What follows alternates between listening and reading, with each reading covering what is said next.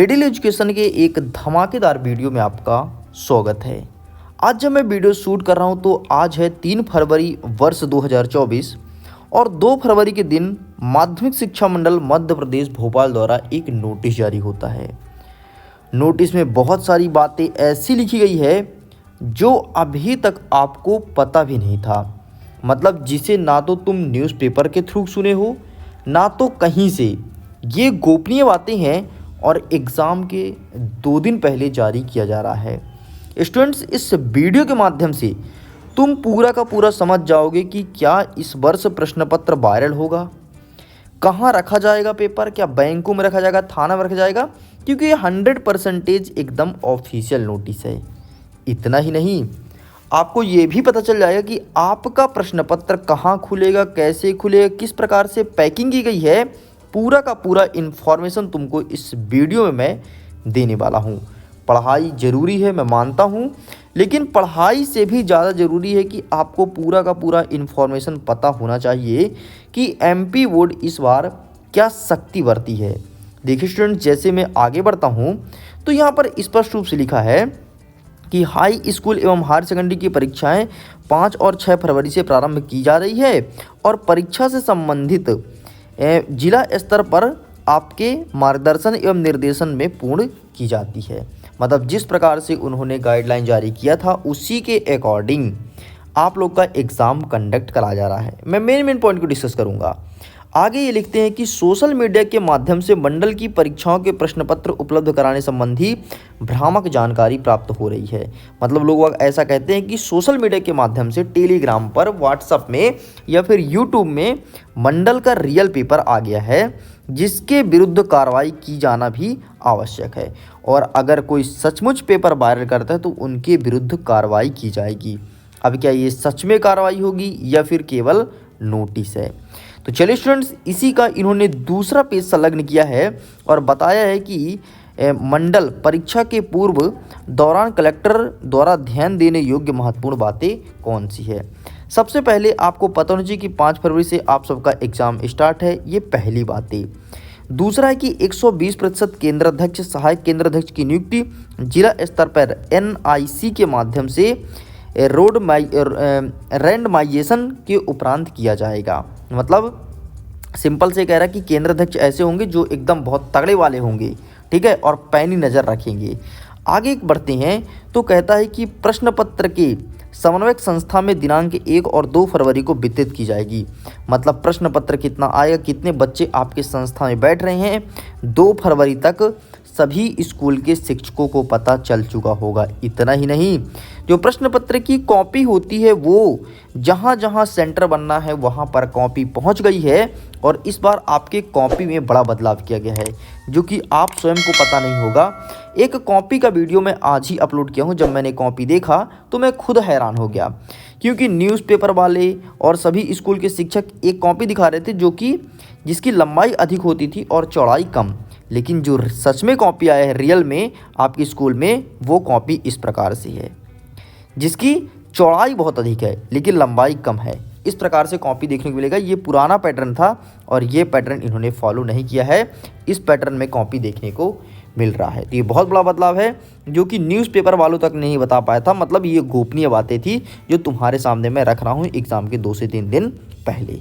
आगे देखते हैं तो आपके पेपर की जो पैकिंग रहेगी वो डबल बेंडिंग पैकिंग की गई है। मतलब डबल, एक बार पेपर रखने के बाद एक पन्नी चढ़ाया गया है, फिर दूसरा फिर से पन्नी चढ़ाया गया। मतलब अच्छा तगड़ा पैकिंग किया गया है कि कोई फाड़ करके और पेपर को लीक ना कर सके, है ना। आगे कहता है कि परीक्षा तिथि में छात्र को प्रातः 8 बजे परीक्षा केंद्र में तथा प्रातः 8:30 परीक्षा के कक्ष पर उपस्थित देना अनिवार्य है। और अगर कोई स्टूडेंट 8:40 के बाद आता है पेपर देने तो उसे किसी भी कीमत पर परीक्षा केंद्र के अंदर घुसने नहीं दिया जाएगा। इसलिए आप सभी स्टूडेंट से मैं अनुरोध करता हूं कि 8:30 तक कोई भी कीमत में कोई भी परेशानी हो तो परीक्षा केंद्र में चले जाइए। फिर आप बहाना मारिए कि हमारा पैर टूट गया था, हमारे फेफड़े में पानी भर गया था, है ना, हमारी तबीयत ख़राब हो गई थी, 8:40 के बाद आपको एंट्री नहीं मिलेगी। इस चीज़ को ध्यान रखना। ये इस बार बहुत बड़ी सख्ती बरती गई है। आगे बढ़ते हैं तो नेक्स्ट कहता है कि जिस दिन परीक्षा होगा तो आपके परीक्षा के केंद्राध्यक्ष 6 से लेकर के 7 बजे तक थाने में पहुंचना अनिवार्य है। और थाने में पहुंचने के बाद 7 बजे पेपर वो लेंगे कलेक्टर साहब के सामने, और पेपर लेकर के सीधे अपने स्कूल आएंगे। स्कूल में उनके साथ, स्कूल तक आने में उनके साथ एक कलेक्टर साहब का आदमी, मतलब पटवारी रहेगा उनके साथ, पेपर को एक स्थान से दूसरे स्थान तक लाने के लिए।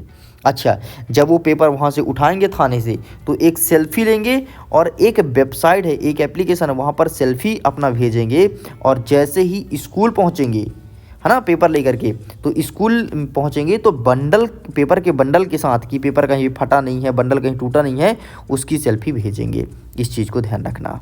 और आपके लिए एक कंट्रोल रूम भी बनाया गया है कि अगर कहीं से भी पेपर वायरल होता है, खबर लगती है, तो उसे रातों रात पुलिस द्वारा उठा लिया जाएगा। इस चीज़ को ध्यान रखिएगा। देखिए स्टूडेंट्स, पेपर लीक होने का चांसेस बहुत ही कम है, इसलिए अभी समय है।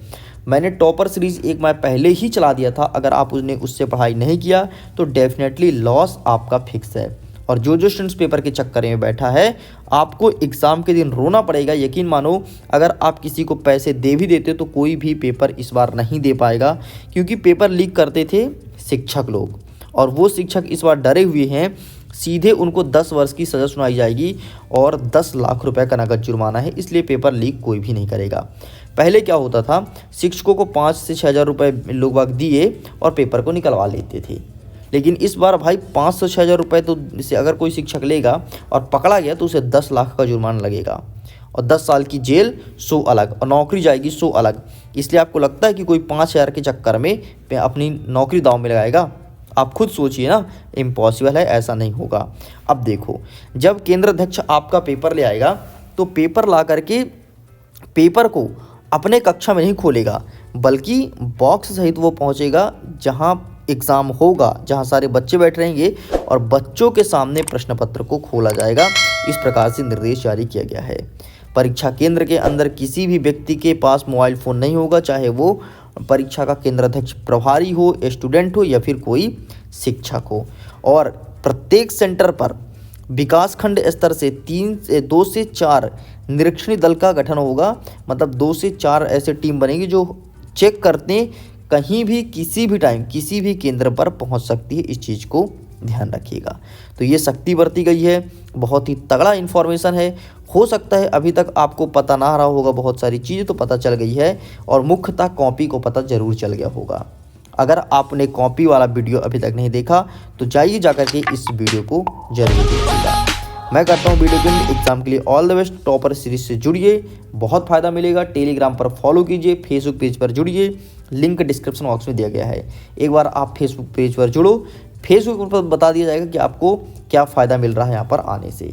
मैं वीडियो को करता हूँ एग्जाम के लिए all the best. Bye bye.